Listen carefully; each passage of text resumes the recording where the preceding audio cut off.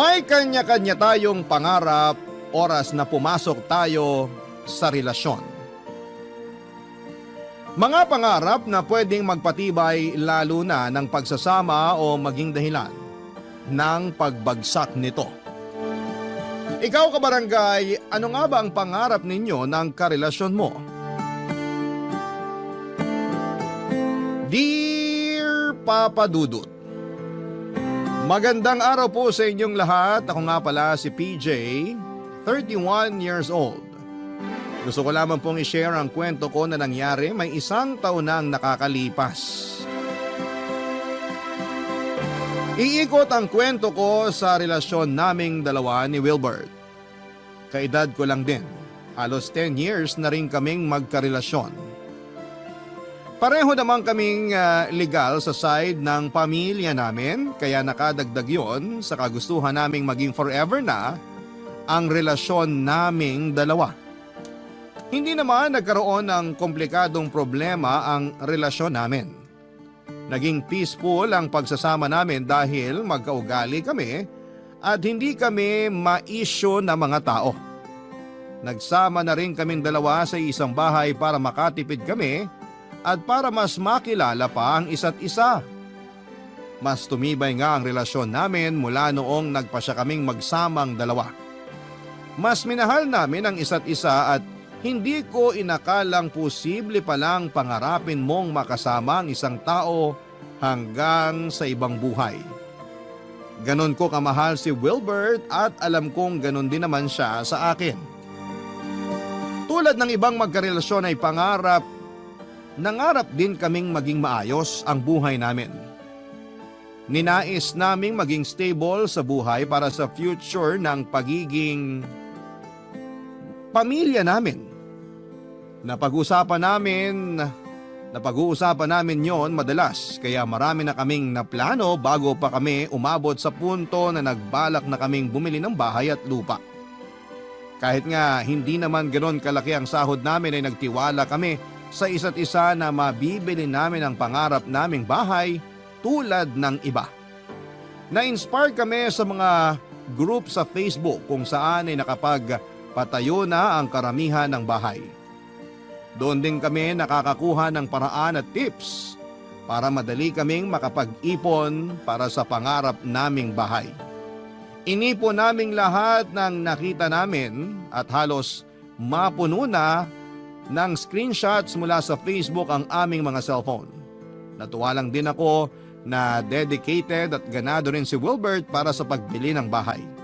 Kaya naman naging madali na ang pagkakaroon ng inspirasyon sa amin para ipagpatuloy ang plano namin, Papa Dudut.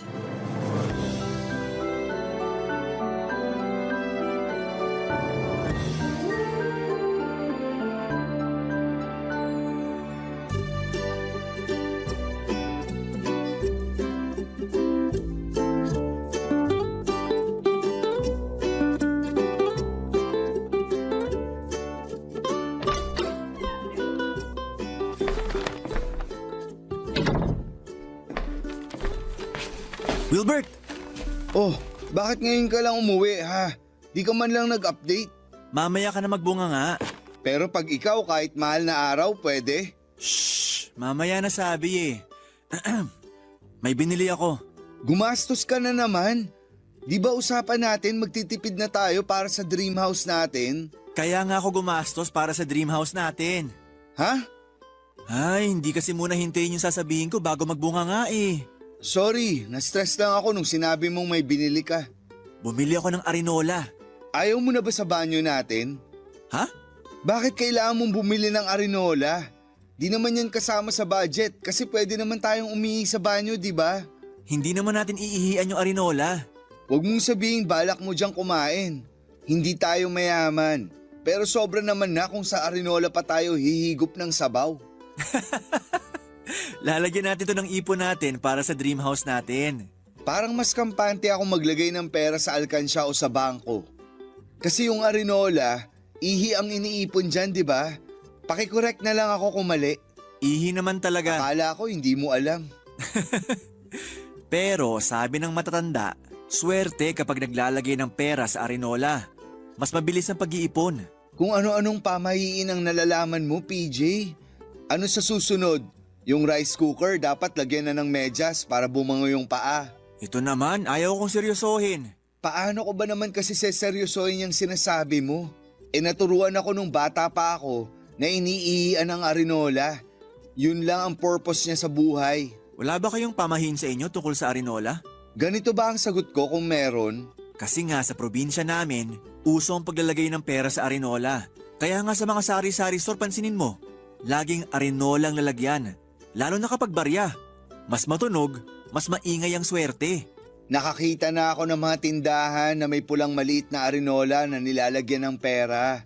Pero akala ko na-recycle lang nila dahil baka butas na. Kaya mas magandang i-repurpose na lang. Ew, mas kadiri naman yung iniisip mo. Inihian na yung arinola tapos i-repurpose para lagyan ng pera? Aba malay ko ba? Baka may pamahiin din na kapag pumanghi ang pera dahil sa arinola, mas dadami. Bagong bili tong arinola, no? Tsaka sakto pula para swerte. Parang sa mga Chinese. Baka naman pumanghi ang pera natin kapag nilagay at binabad dyan ha. Gusto ko mainis sa'yo pero panalo kasi ang sense of humor mo eh. Kaya nga patay na patay ka sa akin, di ba? Ang kapal mo. Kasing kapal mo tong takip ng arinola.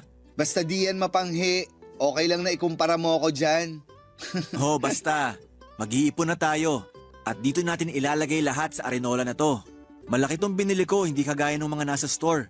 Kasi malaki ang kailangan natin para makabili tayo ng bahay. Bakit ba ayaw mong idiretso na lang sa bangko yung ipon natin? Kasi nga raw swerte kung ipapadaan muna sa arinola. Tuwing mapupuno ng pera tong arinola, tsaka natin ibabangko. Ang proseso naman ng pamahiin mo? Kung di lang kita mahal. Kaya lang mahal mo ako, no? Kaya sa arinola tayo mag-iipon. Mahal kita. Mahal din kita kahit magpapaniwala ka sa arinola. Ipinagpatuloy namin ang usapan habang nagmemeryenda kami ng hopyang baboy at malamig na orange juice. Iyon kasi ang naging tradisyon namin tuwing pinagpaplanuhan namin ang future namin. Pakiramdam namin noon natutupad ang mga plano namin kapag sinasawsaw namin ang hopyang baboy sa nagyeyelong orange juice. Sinasabayan pa namin yon ng malakas na tawanan para marinig ng langit na kailangan naming matupad ang mga plano at mga pangarap namin. Kung hindi ba naman maingayan si Lord sa lakas ng tawa namin, ewan ko na lang talaga. Napag-usapan namin noon ng mga gusto naming bilhin sa bahay namin habang kaharap ang pulang arinola. Bala ko noon na konting gamit lang ang bilhin para makasunod sa pagiging minimalist. Dahil yon ang uso. Kaya lang ay kinontra ni Wilbert dahil sabi niya, hindi pwede ang pagiging minimalist sa ating mga Pinoy. Lalo na tayong mga nasa low to middle income class dahil panigurado kahit mga paper bag mula sa restaurant na hindi mo naman magagamit ay itatago mo pa rin. Umaasa kasi tayong magagamit pa rin natin yon balang araw kahit na hindi naman natin alam kung kailan. Marami pa kaming napag-usapan at hindi sana kami titigil kung hindi lang namin napansin ang mabilis na paggalaw ng mga kamay ng orasan. Oras na para magpahinga dahil kailangan muli naming magtrabaho kinabukasan para sa mga pangarap namin. Sa pangarap naming tahanan. Bago kami nahiga ay humarap pa kaming dalawa sa malapad naming salamin sa kwarto. Pinagmasdan namin ang bawat isa at saka ngumiti. Binulungan ako ni Wilbert at sinabing balang araw, mas maganda na ang isusuot naming pangtulog. Binulungan ko rin siya at sinabing balang araw ay maganda na ang bahay na pagtutulugan naming dalawa. Napangiti kaming pareho sa mga bulong namin at saka nagpasya na humiga sa kama para magpahinga. Hanggang sa panaginip ay umabot ang pangarap kong bahay para sa amin ni Wilbert. Ganon katindi ang kagustuhan ko noon na makabili na kami kaya sisimula na nga naming punuin ang arinola. Hindi ng ihi kundi ng pera. Mabilis lang sana ang pag-iipon kung walang problemang biglang darating sa harapan mo. Inaasahan ko naman ng may mga problemang haharang sa pag-iipon namin. Kaya lang ay hindi ko inaasahan kung gaano yon kabigat. Papa Dudut.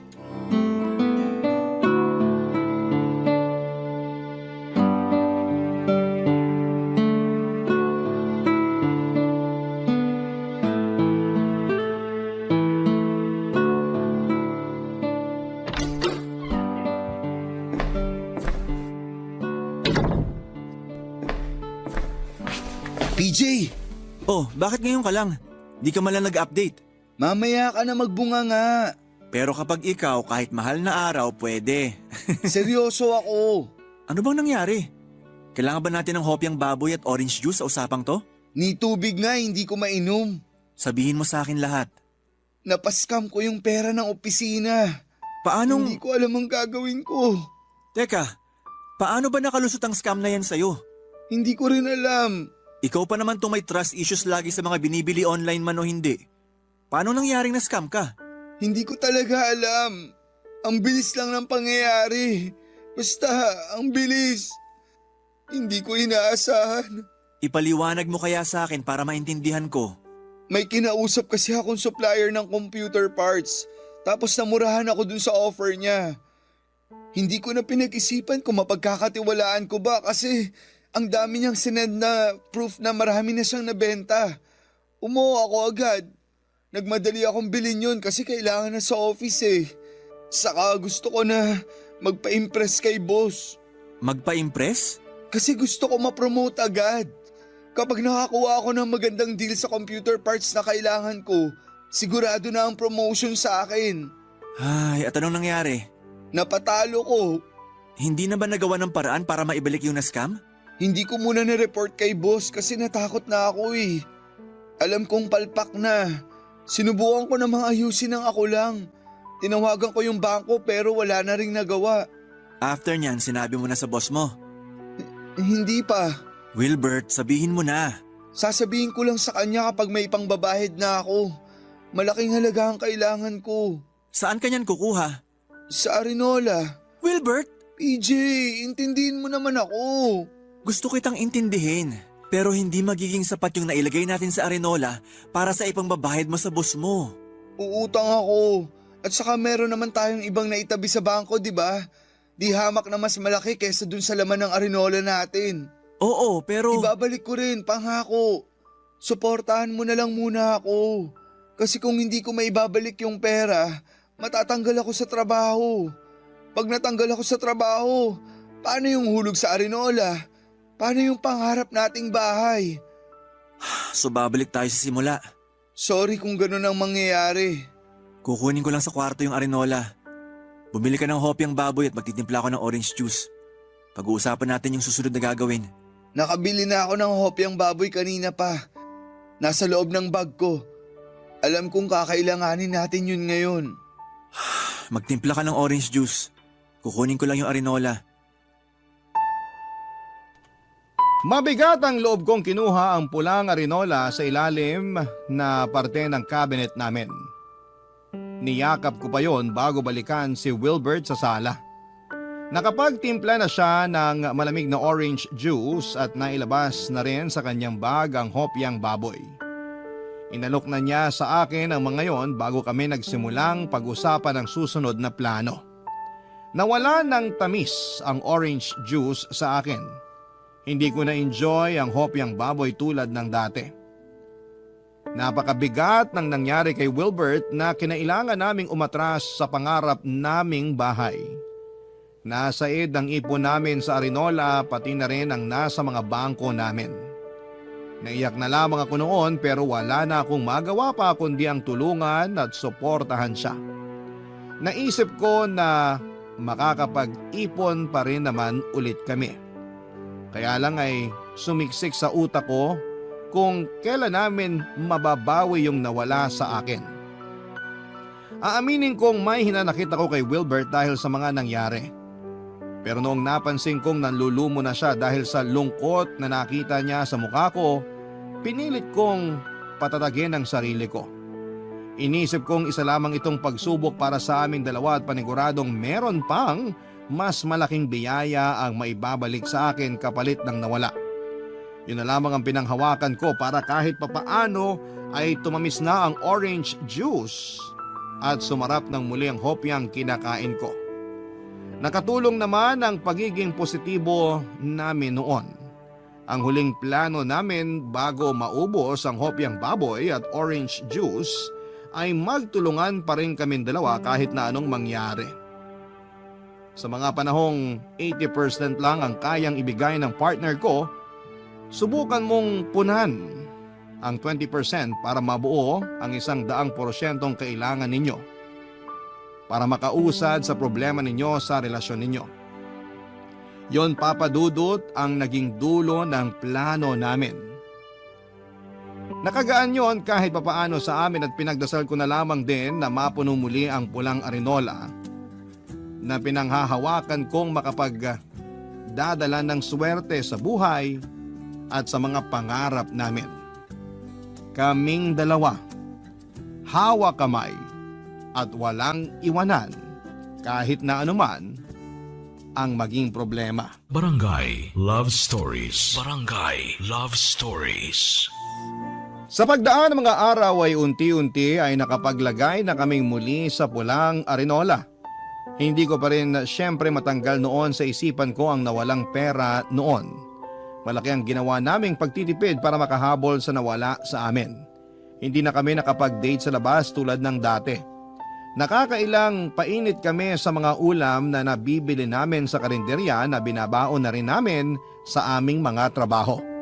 Nabawasan na rin ang mga pagkakataon na bumibili kami ng hopyang baboy at orange juice. Hindi dahil hindi namin yun afford kundi dahil wala pa kaming susunod na plano. May mga pagkakataon noon na gusto kong sisihin si Wilbert sa mga nangyari. Pero pinigilan ko ang sarili ko dahil alam kong hindi yon makakatulong sa sitwasyon namin. Ayoko rin namang magkaroon ng problema ang relasyon namin dahil lang sa isang pagkakamali niya. Lagi ko na lamang binabalikan yung mga panahong nagsakripisyo siya sa relasyon namin para lang may pangbawi sa nagawa niyang pagkakamali. Hindi man naging madali ang magpatawad noon pero kinaya ko dahil mahal ko siya. Papa Dudut, akala ko ayun na ang huling beses na magagalaw namin noon ang arinola. Pero hindi pala. Hindi ko inakalang muling mababawasan ang laman noon at dahil na naman kay Wilbert. Isa na namang panibagong pagsubok yon sa amin samantalang hindi pa ako nakakahabol sa pagpapatawad sa kanya sa unang beses na unang ginalaw namin ang arinola. Isang araw, Papa Dudut, habang naglalagay ako ng dagdag ipon sa arinola ay napansin kong parang nabawasan ang laman noon. Hindi naman malinaw ng 100% ang alaala ko. Pero alam ko kung hanggang saan na ang inabot ng ipon namin doon. Alam ko kung ilang libo ang nabawas doon sa unang tingin pa lamang. Nakaramdam ako ng kaba at una kong naisip ay si Wilbert. Hinintay ko siyang makauwi ng bahay para kumprontahin siya at hindi ako mapakali noon habang naghihintay sa pag-uwi niya. Inaral ko ang mga tamang salita na gagamitin sa paghaharap naming dalawa. Kaya lang ay iba pa rin ang lumabas sa bibig ko noong nakaharap ko na siya mismo, Papa Dudut.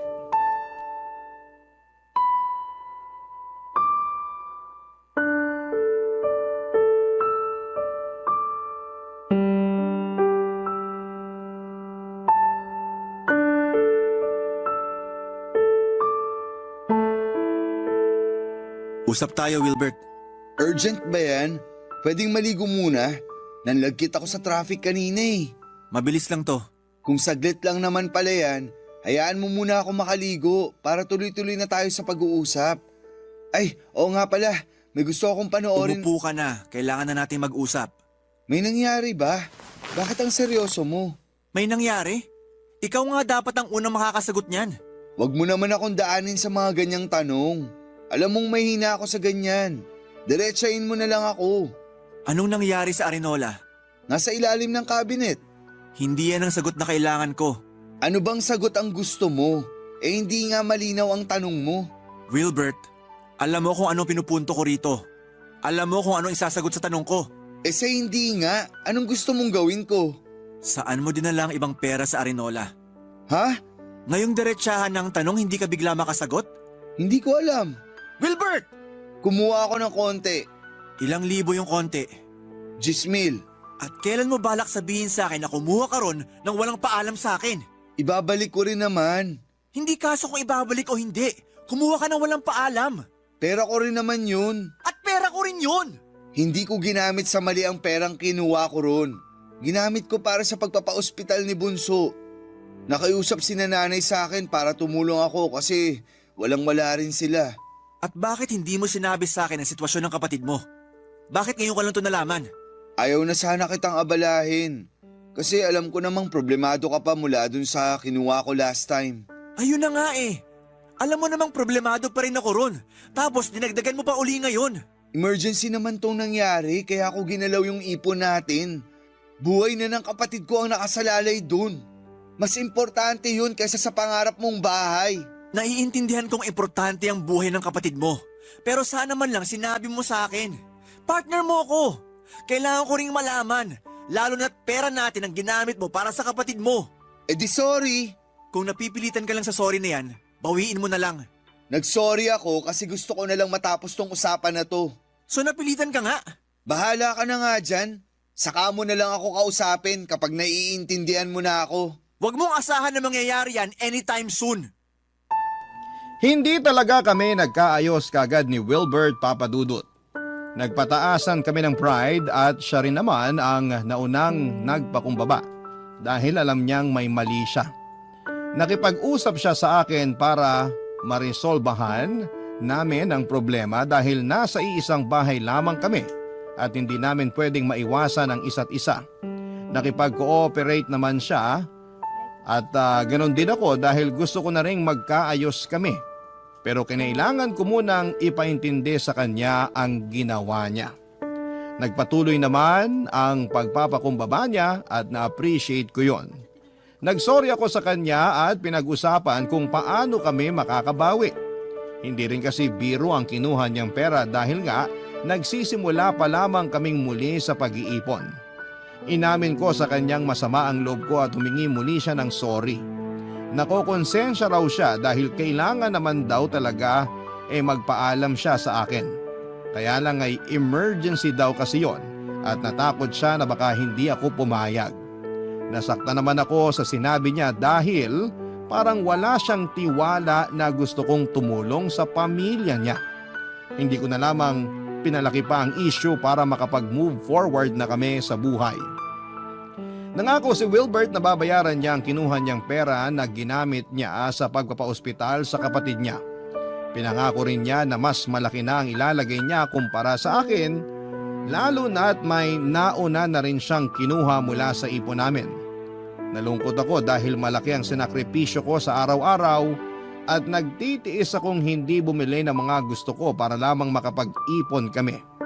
Pero napakadali para sa kanya na kunin ang perang sabay naming inipon. Kaya lang nangyari na at wala naman akong magagawa pa. Pagkatapos noon ay nawala na ako ng tiwala kay Wilbert pagdating sa pera namin sa Arinola. Lagi ko na yung binabantayan at madalas ay hindi na ako mapakali noon kapag nasa loob siya ng kwarto na mag-isa at kasama ang Arinola. Hindi ko naman yon sinabi sa kanya dahil masasaktan siya. Pero nahalata niya dahil minsan ay nahuli niya akong binibilang ang laman ng Arinola, Papadudut.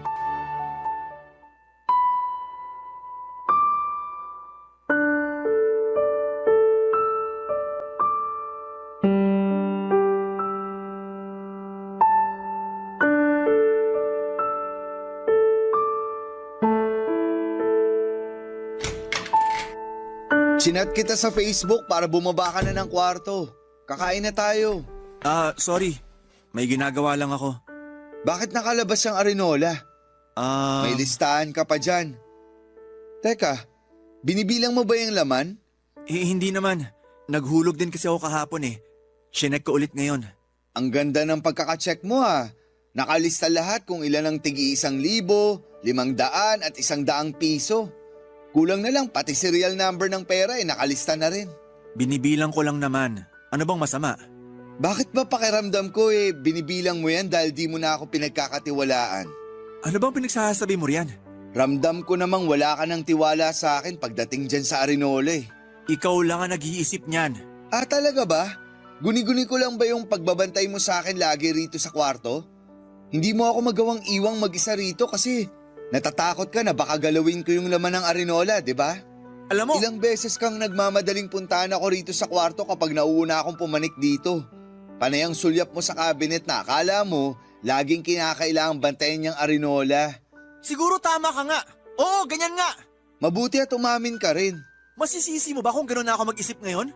2 beses ka nang kumuha sa Arinola. Tandaan mo yan. Pinaalam ko sa iyo yung una. At yung pangalawa? Mauuwi na naman ba to sa away? Kakaayos lang natin ha. Eh kung hindi mo naman minasama yung pagbabantay ko sa Arinola, hindi tayo aabot sa ganito. Mamasamain ko talaga. Kasi nagmumukha akong magnanakaw sa sarili kong pera eh. Hindi mo lang to sariling pera. Pera ko rin to. Alam ko. Baka gusto mo ring idein na mas malaki ang karapatan mo dyan sa Arinola dahil nakailang hugot na ako dyan. Kung pwede, bakit hindi? Yan na ba ang nagagawa sa'yo ng pera? Ito ang nagagawa sa akin ng pangarap ko. Sabi na eh, para na naman sa pangarap mong bahay. Pangarap nating bahay. Normal lang naman na di agad masunod ang plano. Pero sana masusunod yung plano kung naging maayos ka lang. Nagsorry na ako, di ba? Ilang beses na ako nagmakaawa sa'yo na patawarin mo na ako. Pero may bubog ka pa rin pala sa akin. Hindi kasi ganun kadaling kalimutan yon dahil magkasunod yung ginawa mo. Ilang beses ko bang kailangang mag-sorry, PJ? Hanggat di ko nakukuha yung bahay na pangarap ko, hindi magiging enough ang sorry mo. Ah, talaga? Wag na lang natin palang ituloy na bumili ng bahay. Kasi mukhang hindi naman magiging enough ang sorry ko. Eh di wag na. Wag na, no? O sige, basagin na lang natin tong Arinola na to. Wilbert, wag! Akala ko ba swerte ang dala ng Arinola na to?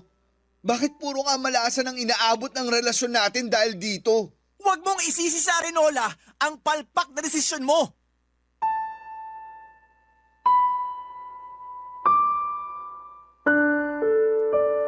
Papadudot lalong umaapaw ang galit ko nang tinuloy-tuloy ni Wilbert ang pagsira sa Arinola. May mga perang napunit dahil sa gigil niya. Naitulak pa niya ako nang pigilan ko siya sa ginagawa niya, Papadudot. Pagkatapos noon ay natauhan siya at nagsorry sa akin. Kinabigla ko ang mga nangyari, Papadudot, yun ang unang beses na nakita ko siyang nagalit ng ganon. Alam kong na-trigger ko siya pero hindi ko naman inakalang magiging ganon ang reaksyon niya. Natahimik kaming pareho pagkatapos mag-sink in ang mga nangyari. Nagkatinginan lamang kami pero wala ni isa sa amin ang gustong maunang magsalita, Papadudot. Napaupo ako sa sahig at napasandal sa gilid ng kama. Habang si Wilbert naman ay panayang iwas ng tingin sa kumalat na pera sa nasirang Arinola. Nagtatalo marahil ang isipan niya kung pupulutin niya ang mga yon at susubukang ayusin ang Arinola. Walang may alam na natili kami sa ganong sitwasyon ng halos 1 oras. Ako ang naunang tumayo para matapos na ang sitwasyon na yon at nagtungo ako sa cabinet, hindi para ibalik at itagong muli roon ang Arinola pero para kumuha ng damit at siniksik sa bag ko. Nakita yon ni Wilbert at mukhang nalaman na niya ang plano kong umalis. Nilapitan niya ako at niyakap. Sinabayan niya yon ng iyak at nadala ako doon. Nabitawan ko ang bag na hawak ko at napakapit sa kanya. Gumaan kahit papaano ang loob ko sa yakap at iyak na yon, kaya lang ay hindi mawala sa isipan ko ang mga nangyari bago yon. Hindi ko rin matanggal sa isipan ko kung ilang beses sinubok ni Wilbert ang tiwala at pasensya ko. Pinagdasal ko na sana iyon na ang huling beses na magtatalo kami pagdating sa pera. Pinagdasal ko na sana hindi na muling magkaroon ng problemang pinansyal si Wilbert para hindi na muling matukso ang mga kamay niya para kumuhang muli sa Arinola, Papadudot. Barangay Love Stories. Barangay Love Stories. Matapos ang naging gulo sa pagitan namin ni Wilbert ay nagkaayos din naman kami. Nagkaroon muna ng konting ilangan bago kami nakabalik paunti-unti sa dati. Inayos namin ang nabasag na Arinola. Yun pa rin ang ginamit naming lagayan ng pera. Pansin ang bakas ng pagkasira ng Arinola kahit maingat naman namin dinikit-dikit lahat ng parteng nabasag. Hindi na ngayon maibabalik tulad ng dati, malaki na ang naging lamat mula ng unang beses po itong mawasak. Bigla ko tuloy naisip ang nangyari sa relasyon namin ni Wilbert Papadudut. Tulad ng isang arenola, nagkaroon na rin ng lamat ang aming relasyong dalawa at hindi man namin kaagad inamin. Pero ramdam naman namin sa bawat tingin ang problema. Hindi na katulad ng dati ang lahat pero hindi na rin kami nag-aaway. Tahimik na lamang kami kapag kakain sa tuwing uuwi galing sa trabaho. May mga araw na mas gusto kong manatili na lamang muna sa trabaho kaysa ang umuwi ng bahay at madatnan doon si Wilbert. Ganon din ang iniisip kong nararamdaman ni Wilbert. Dahil may mga araw na pansin kong balisa siya kapag nasa loob lamang kaming pareho ng bahay.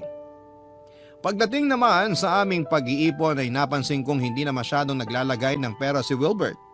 Hindi ko naman siya sinabihan o pinupuna dahil sa takot na baka mauwi na naman kami sa away tulad ng dati. Kinakatakutan ko na umabot kami sa isang maliit na away dahil paniguradong lalaki yon tulad ng dati. Ako na lamang ang nagsusumikap na maglagay ng pera doon dahil lang sa kagustuhan kong makabili na. Pakiramdam ko ay yun lang noon ang paraan para guminhawa ang gulong na mamagitan sa relasyon naming dalawa. Kapag ako ang nasa kwarto noon at wala pa si Wilbert, panay pa rin ang bilang ko ng perang nakalagay sa loob ng arenola. Nakalista pa rin ang mga perang nandun at hindi ko yon pinakita o pinahalata kay Wilbert dahil alam kong sasama na naman ang kanyang loob sa akin. Kaya naman na-monitor ko pa rin ang laman ng arenola. Kaya agad kong napansing nabawasan na naman nang minsang binilang ko ito. Nanginginig na naman ang katawan ko sa galit. Unang rumihistro sa utak ko si Wilbert. Hinintay ko siyang makauwi galing sa trabaho para kumprontahing muli at noong pagkakataon na yon ay may iba na akong bala laban sa kanya. Kaya alam kong hindi siya makakailag at masasapul ko na siya, Papadudut.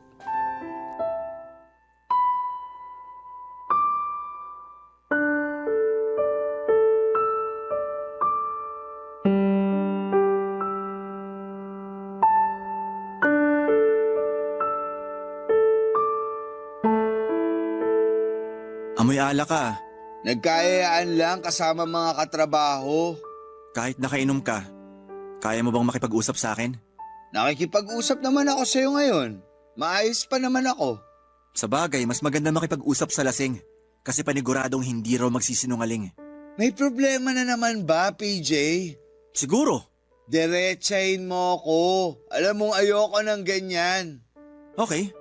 Bakit kumuha ka na naman ng pera sa Arenola? Nagbilang ka ulit nung wala ako? Di na talaga mapirmi ang trust issues mo, no? Sabihin mo nga sa akin kung paano mawawala ang trust issues ko. Pinatunayan mo na naman sa akin na tama lang ang ginagawa kong pagdududa sa'yo. Papalitan ko rin. Kailan pa? Hindi ka pa nakakapagbayad sa una't pangalawa, tapos kumuha ka pa. Pag sinabi kong papalitan ko, papalitan ko. Konti na nga lang ay inihuhulog mo sa Arenola, pero grabe ka pa rin dumakot. Bakit di mo nalang inubos? Nahiya ka pa. Di mas lalo mo napansin. May nakakatawa talaga sa nangyayari, Wilbert. Ayoko na kasing ma-stress. Ayaw mong ma-stress, pero ikaw itong may kagagawa ng stress mo. Kumuha ulit ako para sa maintenance ni nanay. Sinungaling! Hindi ako nagsisinungaling. Sabihin mo yan sa nanay mo na nakausap ko kanina lang. Pakialamera. Talagang pati nanay ko dinamay mo pa rito. At bakit hindi? Ikaw ang unang nandamay sa kanila dati, di ba? Bukas na lang tayo mag-usap. Paano mo nagawang magsinungaling tungkol sa kapatid mo? Ano? Hindi naman pala na ospital ang kapatid mo. Paano ka nakagawa ng ganun pagsisinungaling tungkol sa buhay ng isang tao? PJ! Yung totoo lang ang kailangan ko. Kung ayaw mong basagin kong Arenola na yon sa mukha mo. Gusto mong malaman lahat? Dalian mo! Yung pangalawang kuha ko sa Arenola, ginamit ko para ipangsugal. Para mabilis ako makabayad sa una kong atraso sa'yo. Sa ipon natin. Hindi kita minadali na magbayad. At talagang sa sugal ka pa kumapit? Yun lang ang paraan na alam kong mabilis. At dun sa unang beses na kumuha ako sa Arinola, Please, sabihin mong tungkol talaga yan sa na-scam sa'yo sa trabaho. na-scam naman talaga ako. At? Na-scam ako pero hindi sa trabaho. Na-scam ako ng isang babae. Ituloy mo! May naka-video call akong babae. Nakalandian. Habang tulog ka, may ginawa kami habang nagvi-video call. Hindi ko alam na na-record ng babaeng yun yung ginagawa ko at ginamit niya yun para i-blackmail ako. Malaking halaga yung kailangan niya at wala akong magawa. Doon totoong napunta yung unang pera na kinuha ko sa Arinola. EJ, I'm sorry. Isang beses lang naman yun. Hindi ko na inulit.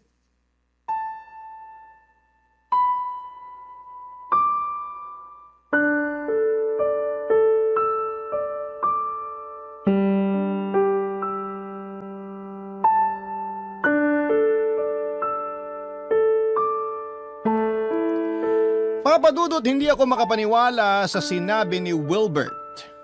Ni sa panaginip ay hindi ko man lang nakitang magagawa niya yon sa akin. Napatanong ako kung ano bang kulang sa akin para gawin niya yon sa akin. Inasahan kong iiyak ako at magwawala ng mga oras na yon pero hindi po yon nangyari. Nakatitig lamang ako sa kanya at siya naman ay nag-aabang ng mga salitang pwedeng makasakit sa kanya. Hindi ko yon ibinigay sa kanya. Tanging nagawa ko na lamang noon ay pumanhik sa aming kwarto at nagkulong doon ng halos 30 minutos.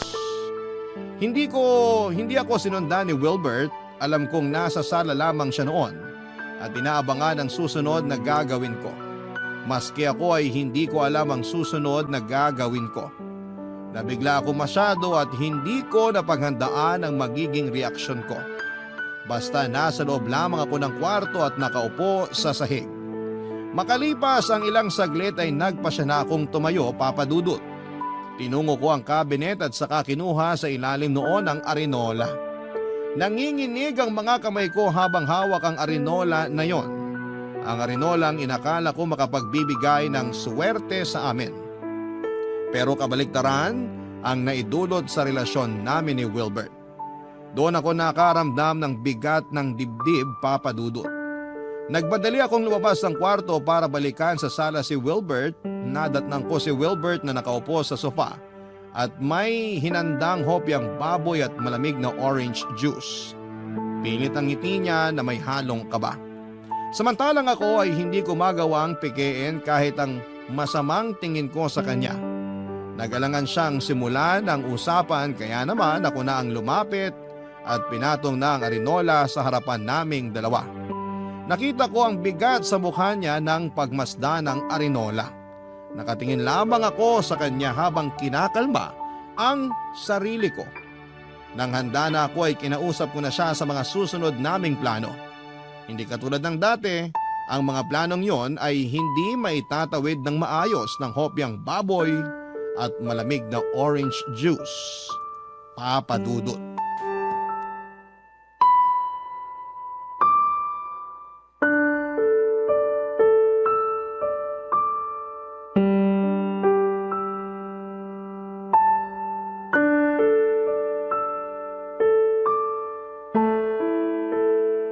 Kumain ka muna. Wala akong gana. Maaayos din natin to. Alam ko. Thank you. Akala ko kasi ayaw mo nang ayusin to. Magkano pa yung kailangan mo para sa babaeng ng blackmail sa'yo? Konti na lang naman na. Kasya na kaya tong laman ng arinola? Oo. At kung hindi naman, pwede naman akong umutang kina nanay. Aabalahin mo pa sila. Maiintindihan nila ako. Bakit? Kaya mo na bang sabihin sa kanila kung bakit kailangan mo ng pera? Hindi naman kailangang sabihin sa kanila. Paano pag nagtanong? Hahanap ng dahilan. Maghahanap ng dahilan? O gagawa na naman ng kasinungalingan? Baka mamaya sabihin mong ako naman ang na-ospital. Hindi kita tutulungan dyan.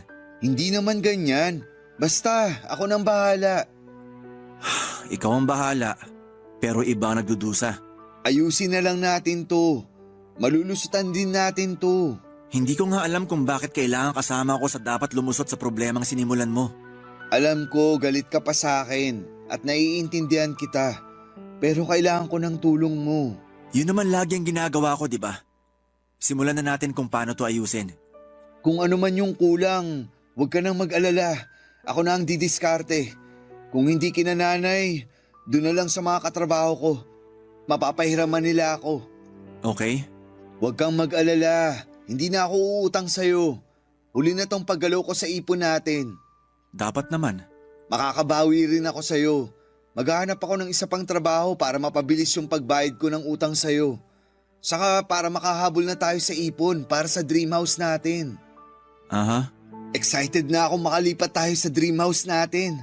Sisipagan ko na talaga ang paglalagay ng ipon sa Arenola. Aha. Para namang di ka nakikinig sa mga sinasabi ko. Sorry. Binibilang ko kasi tong laman ng Arenola para alam ko kung sapat sa ipangbabayad mo sa ng blackmail sa'yo. Sabi ko naman sa'yo, okay na yan. Ako nang bahala kung kukulangin. Pwede pa kitang bigyan ng 5,000 piso. May extra pa naman ako rito. Ha? Hindi na kailangan. Nakakahiya na. Tanggapin mo na. Huli na rin naman. Ang laki na nang naitulong mo sa akin. Hindi ko na kayang tanggapin yan. Pero kung maluwag naman sa loob mo, Kunin mo na tong 5,000 piso.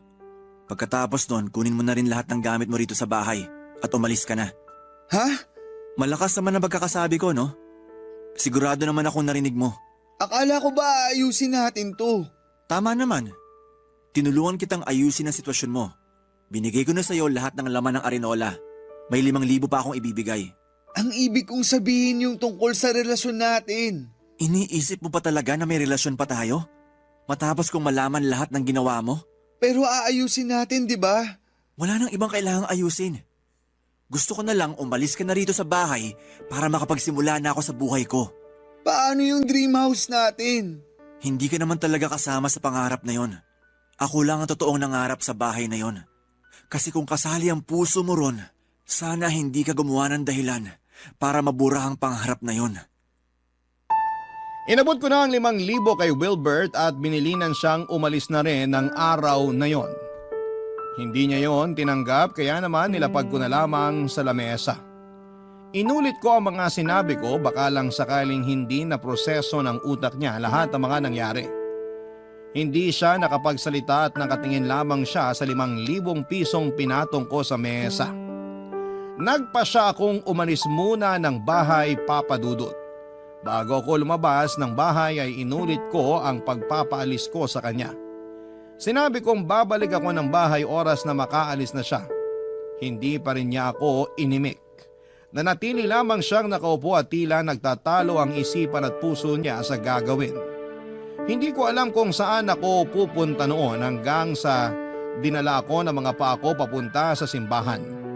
Nagkataon nakakatapos lang ng misa at pasarado na ang simbahan. Naupo ako sa pinakadulong upuan at doon ay bigla akong napabulalas ng iyak. Nabigla ako sa mga nangyari dahil akala ko ay wala na akong luhang mailalabas.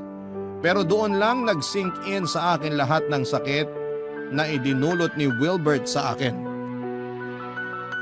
Madaling araw na ako nang makauwi at pagkarating sa bahay ay wala na ang mga gamit ni Wilbert. Pero hindi niya kinuha ang 5,000 piso at ang laman ng Arenola. Nanikip ang dibdib ko nang ma-realize kong tapos na nga talaga kaming dalawa. Sinimulan kong muli ang pag-iipon para sa dream house ko kahit na wala na akong katuwang. Bumili ako ng panibagong Arenola kung saan ko nilagay ang ipon ko. Inabala ko ang sarili ko sa pagtatrabaho at nagsimula na rin akong magnegosyo ng pet supplies. Mabilis lang napuno ang Arenola. Sa tuwing napupuno yon ay diretso na kaagad sa bangko. Mabilis lang na lumipas sa mga araw at nakaipon na ako ng sapat na pera para may pang down payment sa bahay na napili kong bilhin. Napaiyak na nga lang ako sa mga nangyari, hindi dahil sa lungkot o sakit, kundi dahil sa saya. Saya na akala ko ay tapos na ang pangarap kong magkaroon ng bahay dahil nawala si Wilbert. Pero hindi pala. Nag-iba lang ang direksyon at oras pero natupad pa rin ang pangarap ko. Nawalan lamang ako ng katuwang sa pangarap na yon pero inabot pa rin sa akin ni Lord ang lahat dahil siguro yun naman ang pinakamagandang plano. Papa Dudut, may mga taong makakasama mo sa pagbuo ng pangarap. Pero hindi pa rin natin masisiguro kung makakasama natin sila sa dulo para mabigyan ng katuparan yon. Pero kahit na ganoon man ang nangyari ay nagpapasalamat pa rin ako dahil mas lalo akong tumatag sa pagkawala ni Wilbert at mas lalo ako nagkaroon ng drive para bigyang katuparan ng mga pangarap ko. Hanggang dito na lamang po ang aking liham. Maraming salamat po at nagawa ninyong ibahagi ang aking buhay sa lahat ng inyong mga masusugid na tagapakinig sa Barangay LS. Muli maraming salamat po. Ang inyong forever kapuso at kabarangay, PJ. Ang anumang kapintasan ay hindi hadlang para mahanap mo ang taong tunay na nagmamahal sa iyo. Minsan, ito pa ang nagiging tulay para makilala mo kung sino talaga ang tatanggap sa iyo ng buong buo. Ikaw, kabarangay, paano ka tinanggap ng taong minahal mo sa kabila ng mga kapintasan mo? Dear Papa Dudut, magandang araw po sa inyo at sa lahat ng mga nakikinig ngayon sa Barangay Love Stories. Isa rin po ako sa mga libo-libo ninyong tagapakinig. Lagi po ako nakasubaybay sa Facebook para makinig ng mga bagong kwento ninyo. Tawagin niyo na lamang po ako sa pangalang Lyda.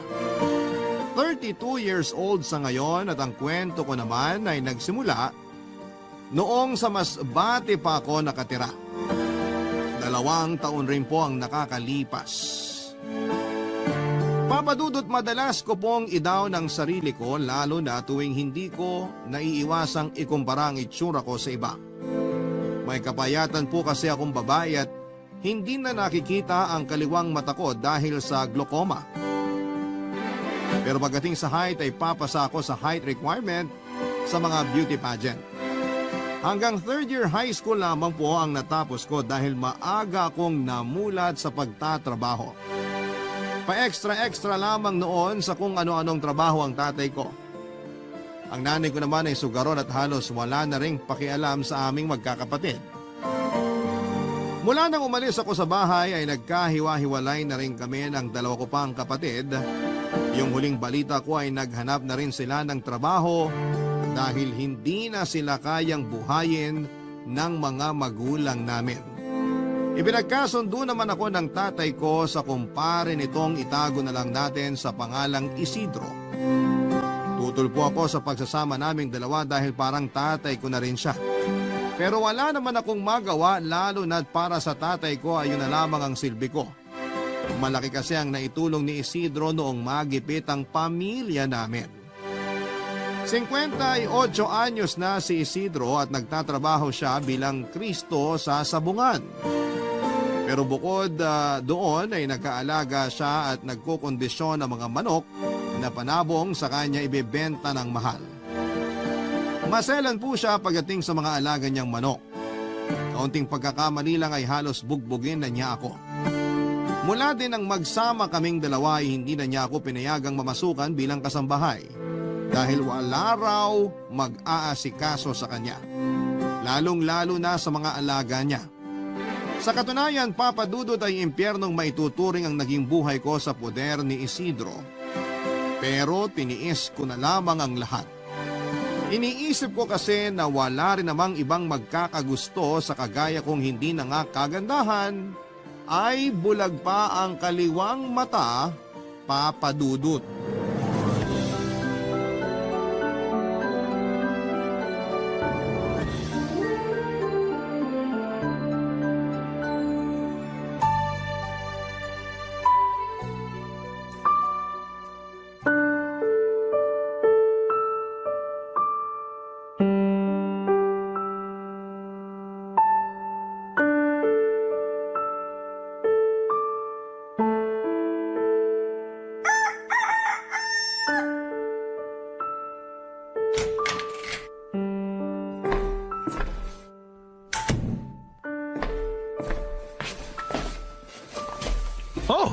gising ka na pala. Buti naman at maaga mong pinutol yung pagiging prinsesa mo sa panaginip. Kala ko, gigising na naman ako na wala pang pagkain eh. Maaga naman talaga ako nagigising. Nauna ka lang Huwag mo na... ko simulan. Kaya aga-aga pinapainit mo ulo ko. Kakain ka na ba? Paghahanda na kita ng almusal. Hindi na. Asikasuhin mo na lang yung mga manok doon sa labas. Siguraduhin mo na sakto lang ibibigay mong pagkain. Kung hindi, malilintigan ka sa akin. Linisin mo na mabuti mga kulungan. Masyado nang malaking puhunan ko sa mga yon. Kaya hindi pwede magkasakit. Nung nakaraang araw, parang wala kang buto o maglinis. Ang dami pang naiwang dumiron. Sige, asikasuhin ko na muna. Teka, yung 3 manok na malapit doon sa puno ng mangga, huwag mong papakainin. O sige, may iutos ka pa ba? Wala na. Tapusin mo na mabilis yung pinapagawa ko sa'yo. Mag-almusal ka kapag ginanahan ka na. Lalabas lang muna ako. Sige na, lumabas ka na. Wawalan pa ako ng gana dyan sa pagmumukha mo. Eto, lalabas na.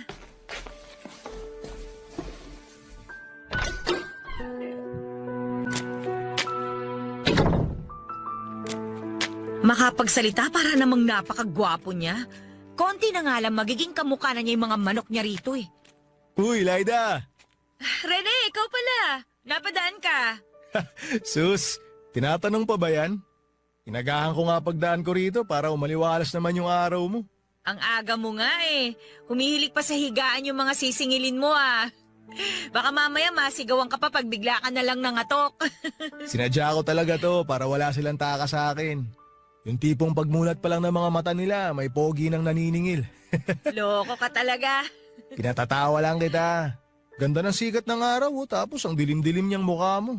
Paano hindi didilim eh puro utos kagad yung mahal na hari? Hindi pa nga ako nakakapag-almusal pero mga manok na kagad niya yung inaatupag ko. Nako, sundin mo na lang muna kaysa naman masaktan ka pa. Kilala mo naman ugali ni Mang Isidro. Ay, teka, may dala pala akong pandesal dito. Kung gusto mo, sa'yo na to. Oh, Ay hindi na. Hindi naman ako nagugutom. hindi ba talaga o nahihiya ka lang? Akala ko ba maniningil ka? Simulan mo na. Baka mamaya matakasan ka pa nung iba dyan. Sige na nga. O siya, alis muna ako. Bubulabugin ko muna yung mga may utang sa akin. Ingat ka. Sige. Ay, buti pa si Rene. Malaya niyang nagagawa yung gusto niya. Sana ako rin. Hoy, Laida! Ano pa tinutunga-tunga mo dyan? Yung mga manok hindi pa kumakain. Pakakainin ko na. May kinuha lang ako. May kinuha? O nakikipaglandian ka na naman doon kay Rene? Gagawin mo pa akong bingi. Kanina ko pa naririnig yung mga boses nyo. Ano ka ba naman, Isidro? Napadaan lang yung tao, tsaka kukunin ko lang naman yung walis. Hoy, nasan yung walis? Nabulag na rin ba pati yung kabilang mata mo kaya di mo makita? Saka anin mo yun eh, hindi ko naman sinabing mo galis ka. Ang sabi ko kanina, pakainin mo yung mga manok. Boba ka talaga. Eto na nga oh, pakakainin ko na nga. Ayusin mo yung pagsagot mo. Baka gusto mong biglang makakita yung kaliwang mata mo pag inumpog kita. Pasensya na. Yan! Ganyan dapat. O yung bilin ko, huwag na huwag ka magwawalis. Magsasabong ako ngayon. Sa mukha mo pa nga lang, minalas na ako eh. Baka pati mga manok ko madamay pa. Papadudot, ganon ang madalas na nangyayari sa bahay tuwing umaga. Minsan kasi inaabot na ng umaga si Isidro sa bahay ng babae niya. Pero kahit po yata'y maaga pa rin siyang nagigising at lagi ring mainit ang ulo pagdating sa akin. Kahit siya ang may mali sa aming dalawa ay hindi na lamang ako noon lumalaban pa. Dinadaan ko na lamang sa paghingi ng pasensya para hindi ako masaktan. Mula kasi na magsama kami parang hindi buo ang araw niya kapag hindi niya ako napagbubuntungan ng init ng ulo at napagbubuhatan ng kamay. Lalo na kung ang nagawa kong pagkakamali ay may kinalaman sa mga alaga niyang manok. May pamahiin kasi siya na bawal magwalis kapag magsasabong siya. Malas daw kasi yon kaya kahit na hindi ako naniniwala doon, ay sumusunod na lamang ako kesa maggalit pa siya sa akin. Buti pa nga yung mga manok niya dahil alagang-alaga niyang mga yon. Hindi nalilipasan ng gutom at kumpleto pa sa mga vitamins. Samantalang ako kung hindi para racket ay hindi magkakaroon ng sariling pera na pambili ko ng mga personal na gamit at gamot tuwing nagkakasakit ako. Naisip ko nga na kung si Rene siguro ang nakatuluyan ko ay hindi magiging ganon kamiserable ang buhay ko, Papa Dudut. High school sweetheart ko kasi si Rene, hindi rin nawala yung pagmamahal ko sa kanya. Kaya kahit nagsasama na kami ni Isidro ay sinasamantala ko yung konting oras na nagkakausap kami. Naghiwalay kami noon dahil sa tatay ko na tutol sa relasyon naming dalawa. Isa si Rene sa mga nagpapautang sa lugar namin at nagpapahulugan ng mga gamit sa bahay tapos araw-araw namang nangongolekta ng bayan. Namana niya yung ganong negosyo sa tiyuhin niyang kumupkop sa kanya. Naiwan naman sa Catanduanes sa mga magulang niya at nagpapadala na lamang siya ng pera. Nang makapag-asawa ang tiyuhin niya ay bumukod na sila ng asawa niya ng bahay kaya mag-isa na lamang si Rene.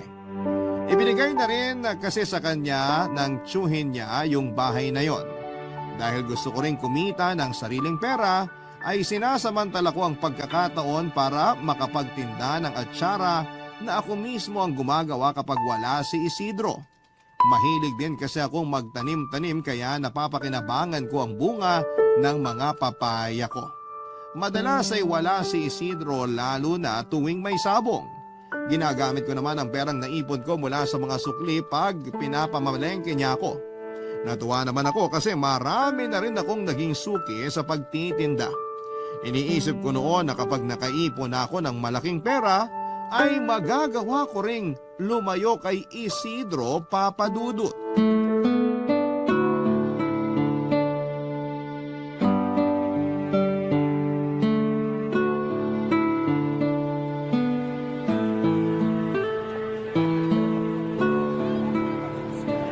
Buti naman napadaan ka rito.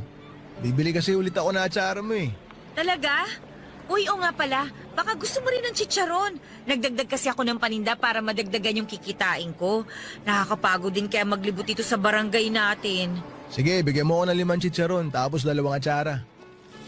Teka, hindi ka ba nabibigatan dyan sa mga dala mo? Dami rin yan ha. Tsaka mukhang bibigay na rin yan bayong na pinaglalagyan mo.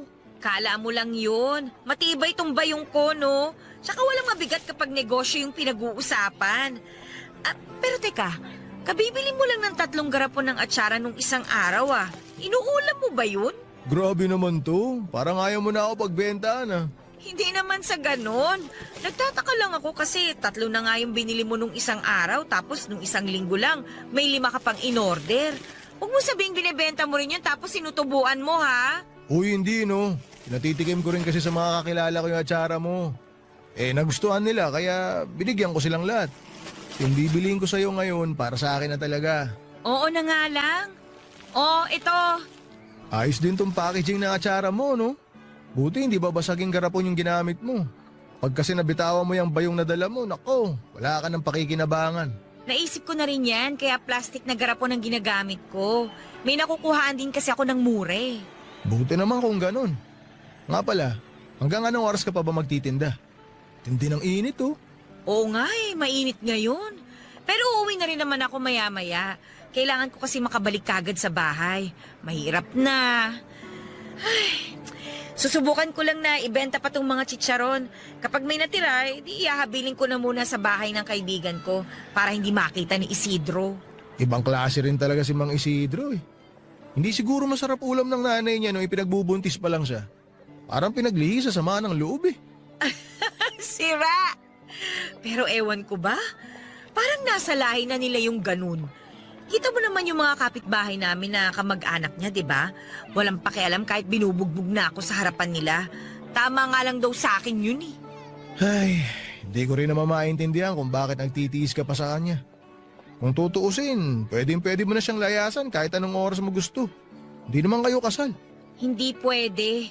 Malalagot ako sa tatay ko, no? Alam mo naman na sanggang dikit sila ni Isidro. Ano namang laban ko sa kanilang dalawa, di ba? Kung yung utang na loob ng tatay mo yung inaalala mo, bayad na yun sa tagal mo na sa poder ni Mang Isidro. Kaya huwag ka na magpapadala sa mga panunumbat na matandang hukluban na yon. Matandang hukluban talaga, ha? O huwag mo sabihin ipagtatanggol mo yung amoy lupa na yun sa panlalait ko. Hoy, bakit ko naman ipagtatanggol yon? Sus, Kahit nga kulamin mo pa siya, hindi kita pipigilan, ano? Sa totoo lang, napakaswerte niya. Kasi magandang lalaki lang ako pero di ako mangkukulam. Alam mo, puro ka talaga kalokohan. Ay, siya nga pala, pwede bang makiinom naman? Kanina pa kasi ako nauuhaw eh. Sus, yun lang pala eh. Kahit nga makikain ka pa, okay na okay lang. Ipagluluto pa kita. Oy, hindi na ano, nakakahiya. Tubig lang ang kailangan ko.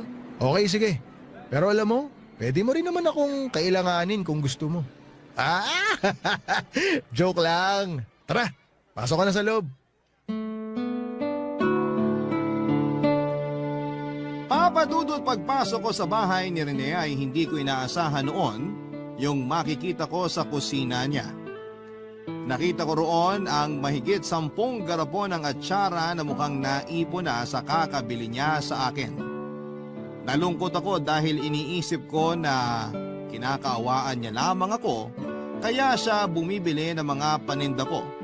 At hindi totoo na nagustuhan niya at ng mga kakilala niya. Sinabi ni Rene na ginawa niya lamang yon dahil ayaw niyang mahirapan ako sa pagtitinda. Pero ang hindi ko inaasahan ay yung pag-amin niya na mahal pa rin niya ako, Papa Dudut. Hindi agad ako nakapagsalita at nang matauhan ako ay nilinaw ko sa kanya na kailangan na naming kalimutan kung ano man ang nararamdaman namin para sa isa't isa. Gulo lamang kasi ang idudulot noon para sa amin. Tungkol naman sa mga binili niyang atsara ay hindi na ako naggalit pa sa kanya dahil alam ko naman na gusto niya lamang akong tulungan. Pero sinabi ko rin na hindi na yon dapat maulit pa.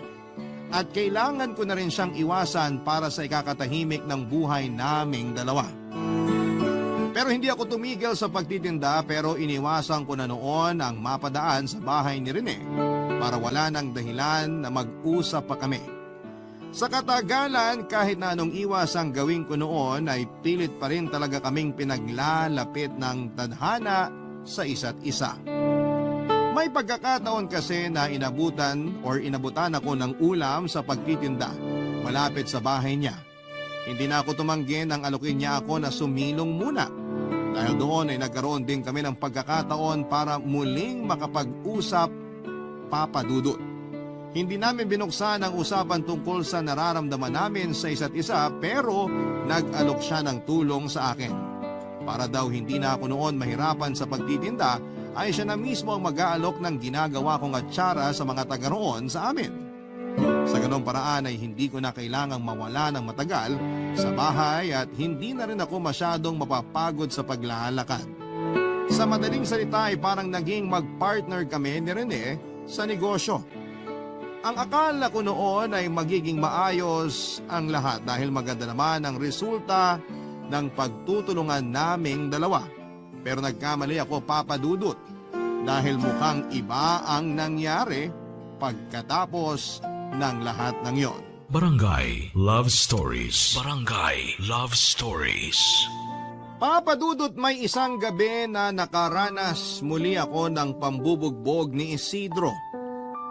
Nalaman niya kasi yung tungkol sa pagtitinda ko at pinaamin niya ako kung saan galing ang pinangpuhunan ko doon. Nagsinungaling ako at sinabing inutang ko yon pero hindi siya naniwala at paulit-ulit akong sinaktan. Pero sa pagkakataon na yon ay mas malala pa ang ginawa niya. Nagtamo ako ng mga sugat at halos mawala na rin ang malay nang tumama ang ulo ko sa haligi ng bahay niya.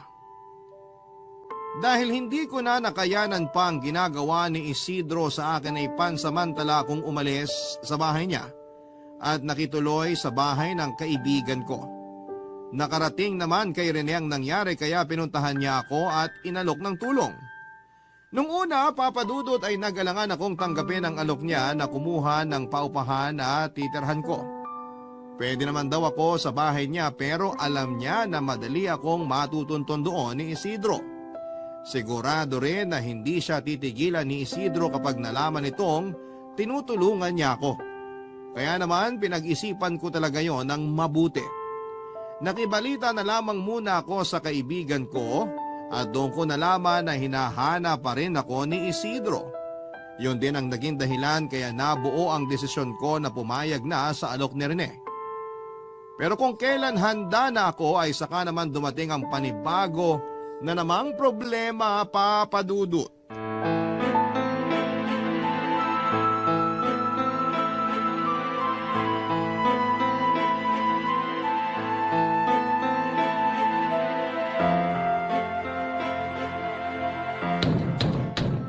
Laida! Alam kong nandiyan ka sa loob! Si Isidro yun Lumabas ah. ka dyan! Paano niya nalaman na nandito ako? Lalabas ka ba dyan o gigibahin ko itong pinto? Huwag mo ako subukan, buwisit ka! Bahala na.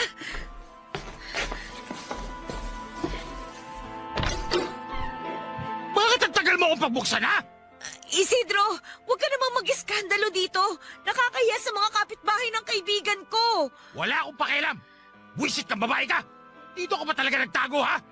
Bumalik ka na sa bahay! Hindi! Ayoko na! Hindi ako aalis dito at mas lalong hindi ako sasama sa iyo pabalik sa impyernong bahay na yon! Kapal na mukha mo magmatigas! Bakit? May pagmamalaki ka na ba? Eh, palamunin ka lang naman! Hindi ako palamunin gaya ng iniisip mo! Kaya kong buhayin ang sarili ko ng mag-isa! Napakayabang mo talagang babae ka! Baka nakakalimutan mo na malaki ang utang na loob sa akin ng tatay mo! Yan lang ba ang palagi mong isusumbat? Pwes, para sabihin ko sa'yo, sa pangaalipin mo sa akin at sa pagtrato mo sa akin na parang hayop, bayad na yung utang na loob ng tatay ko sa'yo! Baka nga sobra pa! Kung hindi ka sasama, pues, kakalad ka rin na lang kita! Ano Hali to? ka! Matigas ka, ha? Iwan mo yung braso ko! Ano ba? Hali ka na sabi! Hindi ako sasama sa'yo! Laida! Rene! Tulungan mo ako! Mang Isidro! Bitawan niyo si Laida! Hoy! Huwag kang makialam dito! Asawa ko siya, kaya isasama ko sa pawi kung gugustuhin ko! Asawa? Eh, hindi pa naman kayo kasal ah. Tsaka kung asawa turing mo sa kanya, hindi mo siya aalilain. Hindi mo rin siya sasaktan na parang hayop. Binalaan na kita, bata! Huwag kang makialam dito kung ayaw mo makatikim sa akin! Hindi ako natatakot sa'yo. Kung di mo bibitawan si Laida, tatawag ako ng pulis. Ipadadamput kita. Lakas din naman ang loob mo, no? Gusto mo rin ba masaktan? Isidro, wag! Huwag mo sasaktan si Rene! Alalang-alala ka talaga sa lalaking yan? Bakit? Ngayon na ba? Bakit pa nga ba ako nagtatanong? Eh, halata na kayong dalawa!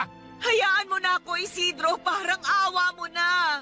Ayoko nang bumalik sa bahay mo. Hindi rin ako papayag na kunin ka pa ng matandang yan, Laida. Sigurado ako na bubugbugin ka lang ulit yan pagdating mo sa bahay niya. At sa tingin mo may magagawa ka? Oo, meron akong magagawa. Alam ko na malakas lang loob mo na saktan si Laida kasi walang tumutulong sa kanya dun sa teritoryo mo. Alam ko rin na lagi mong ginagamit yung utang na loob ng pamilya niya para hawakan mo siya sa leeg. Pero lilinawin ko lang sa'yo, hindi mo siya pagmamayari, Mang Isidro! Papa Dudut, hindi umubra ang mga pananakot namin kay Isidro. Tagumpay pa rin niya akong naisama pauwi ng araw na yon. At gaya nga ng inaasahan ko ay mas lalong naging impyerno ang buhay ko sa kanya. Gustong gusto ko na sanang tumakas noon, pero nagbanta si Isidro na sasaktan niya pati ang pamilya ko kapag hindi ako sumama sa kanya. Bukod nga sa pananakit niya sa akin, ay napapadalas na rin noon ang pag-inom niya sa bahay niya kasama ang mga kaibigan niyang sabongero. At tuwing umaalis naman siya, kinakandado niya ang bahay para hindi ako makalabas. Sakali man na tangkain ko noong tumakas, nakabantay naman ang mga kamag-anak niya na ilang hakbang lang ang layo ng mga bahay sa amin. Para kung isang preso ng mga sandaling yon, Papa Dudut. Pero buti pa nga sa kulungan dahil nakakakain pa ang mga preso. Samantalang ako ay pinagtsatsagaan ko na lamang ang mga tira-tira ni Isidro para mabawasan ang gutom ko kahit napapaano. May isang pagkakataon pa na muntik na akong pagsamantalahan ng kumpare niya ang kainuman sa bahay. Lasing na lasing siya noon at wala nang alam sa nangyayari. Mabuti na lamang at nagawa ko pang depensahan ang sarili ko ng gabing yon. Pero kahit nakaligtas ako noon ay natakot na rin ako sa kaligtasan ko kung magtatagal pa ako sa bahay ni Isidro. At para matakasan ang kalupitan niya at ang tuluyang pagkasira ng buhay ko, Gumawa na ako ng paraan na makahingi ng tulong kay Rene. Kahit natatakot ako na madamay siya sa problema ko, ay nagbabaka sakali pa rin ako, Papa Dudut.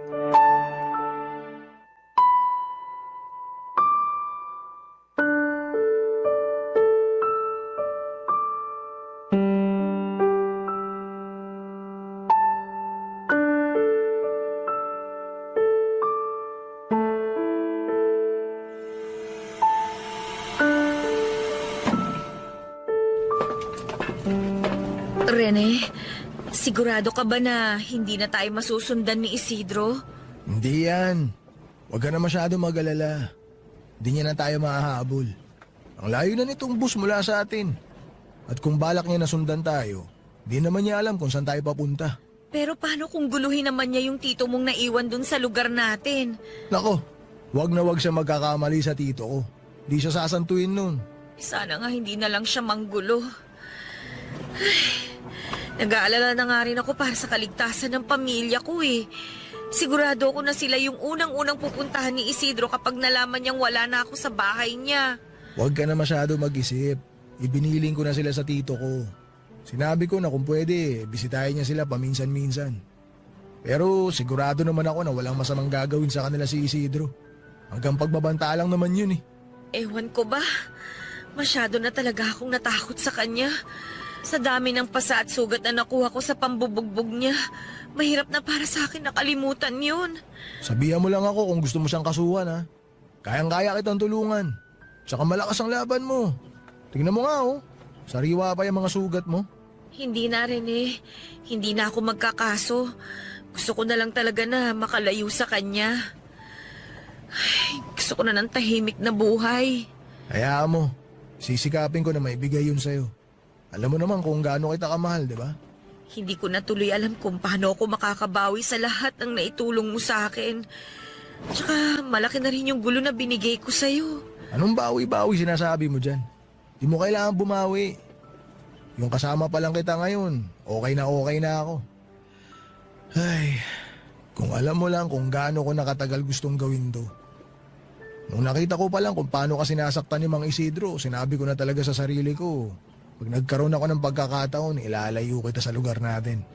At ngayon, hindi ko ahayaan na makuha ka pa niya sa akin. Kung ikaw siguro yung nakasama ko, marami na akong nagawa para sa sarili ko at sa pamilya ko. Para kasi akong preso na hawak ni Isidro sa leeg kaya wala akong kalayaan na gawin yung mga bagay na gusto kong gawin. Kinulong niya ako sa pagsisilbi sa kanya. Ikaw naman kasi. Kung ipinaglaban mo lang sana yung sarili mo, di ka na mahihirapan pa. Masyado ka kasi nagpapakabayani dahil lang sa utang na loob ng tatay mo. Nagpapakatatag lang talaga ako noon kasi ayoko pang mamatay. Kaya ko pa sanang magtiis pero muntik na akong pagsamantalahan ng kainuman ni Isidro eh. Natakot na ako ng husto. Kahit kasi matagal na kaming nagsasama. Pilit kong iniingatan yung sarili ko. Bale, ibig sabihin, hindi ka nagalaw ni Mang Isidro kahit isang beses? Oo, hindi ko hinayaang mangyari yon. Nagkaroon kasi kami ng kasunduan. Hinayaan ko siya na makipagsiting sa kung sino-sinong babae na gusto niya. Minsan nga, sinasama pa niya sa bahay niya at doon sila mismo gumagawa ng kababalagan sa kwarto niya. Pero wala namang kaso sa akin yun. Basta wag niya akong gagalawin. Kung ganun, mula nung magsama kayo, hindi kayo nagtabi matulog? Hindi. Nangako kasi ako sa sarili ko na ibibigay ko lang yung una't huling karanasan ko sa taong gusto kong makasama habang buhay. Swerte ko naman pala kung ganun. Papadudot ng tuluyan na kaming makalayo ni Rene ay saka lang ako nabunutan ng tinik sa dibdib. Para ko nakawala sa hawla na naging kulungan ko sa loob ng ilang taon dahil sa utang na loob na kailangan kong pagbayaran. Ibinigay ko na ang buong tiwala ko kay Rene Papadudot. Sumama ko sa kanya sa pag-uwi niya sa Catanduanes. Nandun kasi ang pamilya niya at ilang mga kamag-anak. At nang makarating kami roon, saka ko lang napagtanto kung gaano kasaya ang buhay na meron siya kasama ang pamilya niya. Doon na ako tumuloy sa bahay ng mga magulang ni Rene at siya raw ang nagpagawa noon para sa mga magulang niya. Gustuhin man niyang bumukod kami ay masyado siyang na-miss ng pamilya niya kaya wala na kaming nagawa kundi pagbigyan ng mga ito. Naging masaya naman ang pagsasama namin. Tinuruan niya ako kung paano magsimula ng isang maliit na negosyo tulad ng ginagawa niya na nagpapahulugan ng mga alahas, appliances at kung ano-ano pa. Nang tumagal pa ay naisipan ko ring ituloy ang nasimulang kong pagnenegosyo noong nasa Masbate pa ako, ang paggawa ng atsara. Tutol sa sinimulang kong negosyo ang ibang kamag-anak ni Rene, hindi naman daw kasi sigurado kung kikita ako roon ng malaki. Hindi tulad ng pagpapahulugan ko ng mga alahas at appliances noong una. Pero hindi ako nakinig sa kanila at tinuloy ko yon kahit iilan pa lamang yung umu-order sa akin ng atsara, Papa Dudut. Ang naisip ko noon ay gusto ko ang ginagawa ko at gagawin ko yon dahil masaya ako. Barangay Love Stories. Barangay Love Stories. Papa Dudut, akala ko noon ay magpapatuloy na ang tahimik kong buhay. Pero muling nagulo yon nang hindi ko akalaing masusundan ako ng tatay ko. Sa pilitan daw nitong hiningi sa tsuhin ni Rene ang address namin, kaya kami natunton. Pinipilit niya akong bumalik kay Isidro pero mula nang piliin kong sumama kay Rene, ay buo na ang desisyon ko na lumayo na at isipin din ang para sa sarili ko. Kaya kahit na anong pakiusap ng tatay ko ay nagmatigas ako at pinaglaban ang kalayaan na ipinagdamot nila noon sa akin. Pilit kong ipinaintindi sa kanya kung gaano katindi yung hirap na dinanas ko sa poder ng kumpare niya na akala niya ay maayos ang trato sa akin. Hindi ko alam kung totoo nga ba yung walang alam ang tatay ko sa mga nangyayari o nagbubulag-bulagan lamang siya noon dahil malapit sila ni Isidro sa isa't isa. Kinausap din ni Rene ng masinsina ng tatay ko at sinabihan niya kasi ako na ipagpaubaya ko na sa kanya ang bagay na yon. Lalo na't tsuhin naman niya ang dahilan kung bakit kami natuntun doon. Hindi ko alam kung anong pinag-usapan nila o kung may napagkasunduan sila dahil matapos yon ay hindi na ako pinilit pa ng tatay ko na sumama para bumalik kay Isidro. Basta na lamang itong umalis at hindi na nag-abala pang magpaalam sa akin. Sinubukan ko namang tanungin si Rene tungkol doon pero mukhang ayaw niya talagang ipaalam yung pinag-usapan nila. Lagi kasi niyang iniiba ang usapan tuwing nagtatanong ako. Kaya naman mas lalo ko siyang hindi tinigilan sa pag-uusisa tungkol doon, Papa Dudut.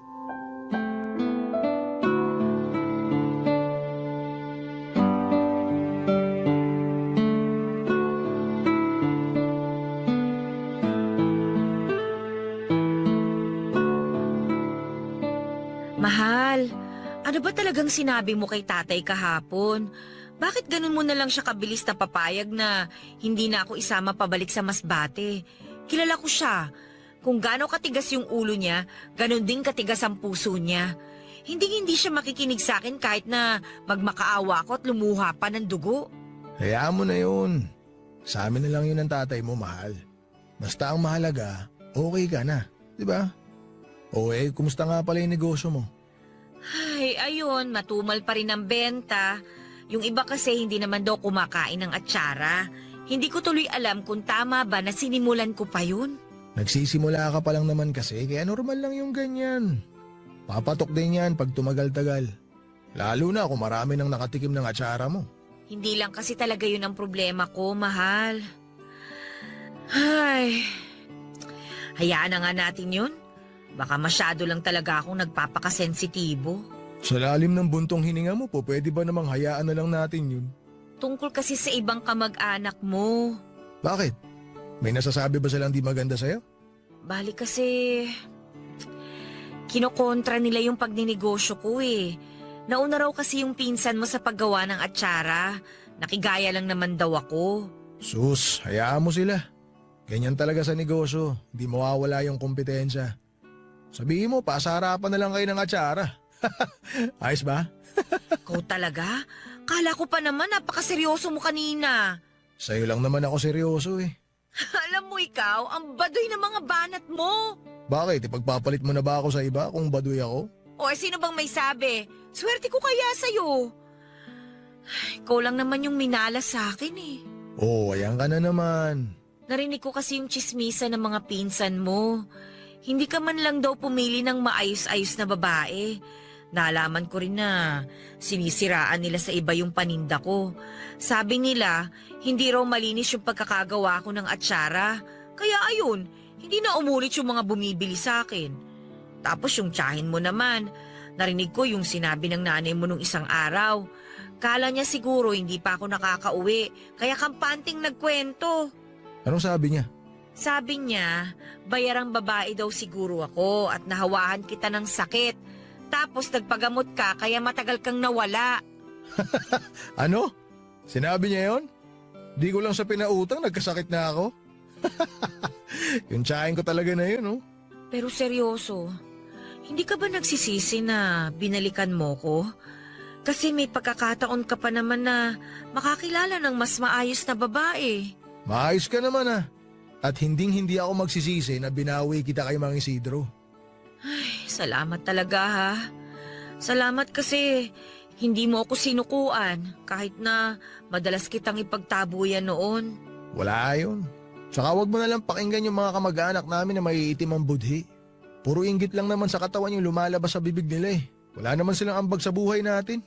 Kaya yung mga ganong klase ng tao, di na dapat pinag-aaksaya ng oras. Pero kung harap-harapan ka nilang sasabihan, di kita pipigilan kung ipagtatanggol mo sarili mo. Kahit pa kamag-anak mo sila? Kung kamag-anak yung turing nila sa akin, hindi nila ako sisiraan ng ganon. At itatrato ka nila ng maayos. Kasi kung talaga nagmamalasakit sila sa akin, tatanungin nila ako kung ano nangyari. Di ba? Hindi yung mag-iimbento agad sila ng kwento. Dinamay ka pa. Ay, kahit saan talaga, hindi nawawala yung mga mapanirang tao. Tapos pag pinatulan naman, sila pa yung aastang biktima. Mahal, wag na natin sila pag-usapan. Hayaan mo na lang sila magkwento kay nanay. Di naman sila paniniwalaan nun. Ay, nga pala mahal. May gusto sana ako itanong sa'yo eh. Ano yun? Paano kung alokin kita ng kasal? Tatanggapin mo ba? Ha? Ha? Hotdog? Nakakainis ka naman eh. Seryoso ka ba talaga o ano? Paano kasi? Ang ganda-ganda nung pagkakatanong ko tapos isasagot mo sa akin. Ha? Eh bakit hindi na ba pwedeng magulat? Alam mo naman pala biro ko eh, di ba? Pero itong sasabihin ko, hindi to biro. Laida, gusto na kitang pakasalan.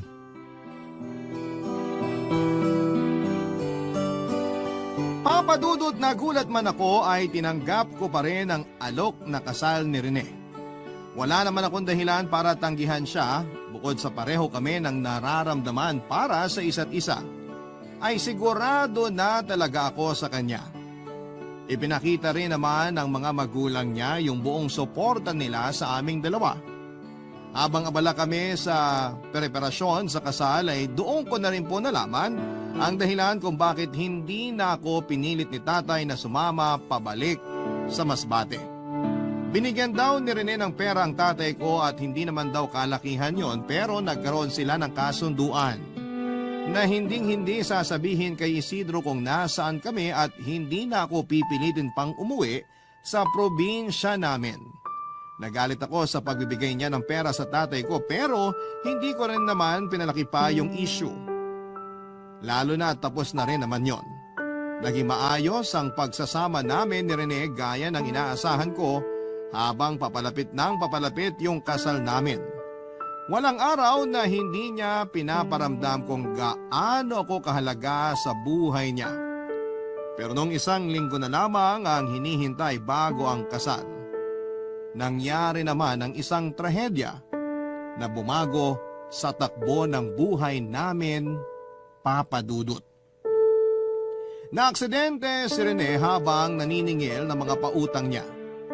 At dahil po sa aksidenteng yon ay naputulan siya ng kaliwang binti. Naging mahirap para sa amin ang mga nangyari bukod kasi sa naranasang depression ni Rene ay naubos din ang mga naipon naming pera sa hospital bills at mga gamot niya. Gustuhin man naming magbayad ang salarin sa aksidenteng yon ay wala naman silang mapagkukunan ng pera. Dahil nga po sa mga nangyari, ang bahay na lamang na para sa mga magulang ni Rene ang natira sa mga naipundar niya. At habang nagpapagaling siya ay kinausap ko siya tungkol sa naiwan niyang mga pautang. Plano ko kasi noon na ako na lamang ang magpatuloy sa paniningil habang nagpapa-order din ng atsara. Alam ko kasi na mahihirapan na siya na gawin ang bagay na yon lalo na at nakadepende na siya sa wheelchair niya. Pero hindi ko naman nakalain na iba ang magiging reaksyon ni Rene, Papa Dudut.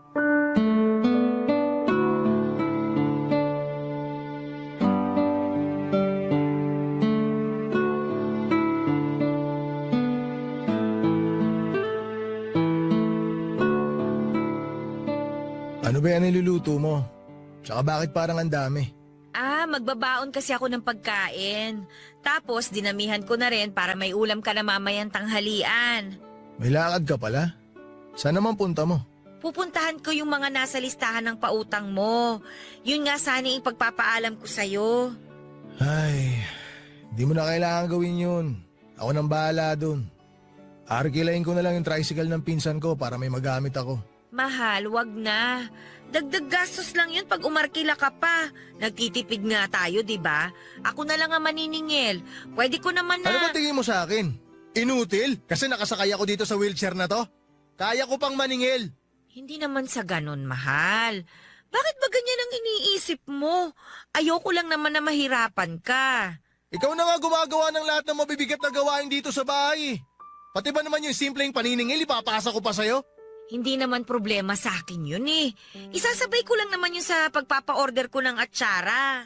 Naiintindihan ko naman na gusto mo lang akong tulungan.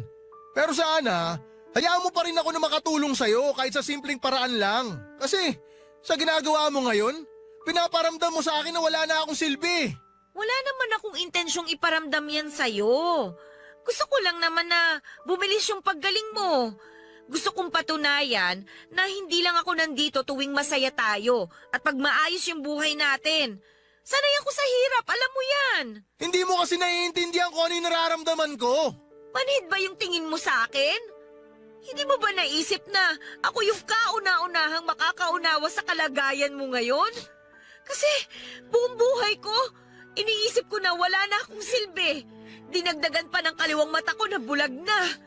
Kaya nga hinayaan ko na lang na alilain ako ni Isidro, di ba? Pero nang dahil sa'yo, nakita ko yung halaga ko. Ayoko lang naman mawalan ng silbi. Baka kasi pagdating ng araw, magsawa ka na rin sa akin. Tapos iwan mo na ako. Hindi ko kaya yun, Laida. Bakit ko namang gagawin yun?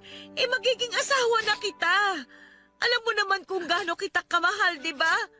Kaya wag mo nang isipin yon. Hindi pa katapusan ng lahat para sa'yo. Isang paa mo lang yung nawala. May isang paa ka pa, di ba? Kayang-kaya mo pang tumayo. At saka nandito ako para umalalay sa'yo. Hindi mo na kailangan magkulong sa mga negatibong iniisip mo. Pero ayoko magtagal ng ganito. Kung mapapagod ka sa paghahanap buhay, dapat ako rin. Dapat pareho tayong mapagod. Kaya pasensya ka na. Naiinis lang talaga ako sa sarili ko eh. Wala man lang ako magawa para matulungan ka sa gastusin ngayon dito sa bahay. Hindi ako nahihirapan. Kasi masaya ako sa ginagawa ko. Tsaka, kilala mo naman ako. Sanay ako sa kahit na anong trabaho. Kulang na nga lang maging sabungero ko nun, di ba? Sana hindi dumating yung araw na mapagod ka sa akin, Laida. Hinding-hindi ako mapapagod sa'yo. Ang ako ko yan. Papa Dudut, pumayag na rin noon si Rene na ako muna ang pumalit sa kanya. At sa kabila ng mga nangyari sa buhay namin ay natupad pa rin naman yung pangarap namin na ikasal sa simbahan. Hindi lang nasunod yung nauna naming plano pero naging masaya pa rin naman kahit simple lamang ang selebrasyon. Nang makarecover siya ay pinagpatuloy niya ang paghahanap buhay kahit isang paa na lamang ang nagagamit niya. Ipinagpatuloy ko rin ang pagtitinda ng atsara at para mas maraming makakilala sa produkto ko ay nagdadala ako noon ng sobra para ipa-free taste sa mga potensyal na customers ko. Nagsuggest din si Rene na magbenta na rin ako online. Ilang buwan lang mula noon ay dumami ang mga orders sa akin. Kaya kumuha na rin ako ng mga taong makakatulong sa pagtitinda. Sinimulan ko na rin po, Papa Dudut, ang paggawa ng chicharon na dati ay nire-resell ko lamang. Sa ngayon, Papa Dudut, bukod po sa Papaya Farm ay may sarili na rin po akong gawaan ng chicharon. Medyo maliit pa lamang yon pero doon ako kumukuha ng supply para sa munti kong negosyo. Dahil sa pagtutulungan namin ay naging maganda ang buhay naming mag-asawa. May sarili na kaming bahay ngayon at hindi magtatagal ay makakapagpundar na rin ang sariling sasakyan. Dumating na rin yung pinakamalaking blessing sa buhay namin dahil 3 buwan na akong buntis. Kaunting hintay na lamang at makikita na namin ang first baby namin ni Rene. Hanggang dito na lamang po ang kwento ko, Papa Dudut. Sana po kahit papaano ay nakapagbigay ng inspirasyon ang kwento ko sa mga nakikinig sa inyo. Maraming salamat po sa inyo at sa lahat ng mga nasa likod ng Barangay Love Stories. Lagi pa rin po kaming sosuporta sa inyo at makikinig sa mga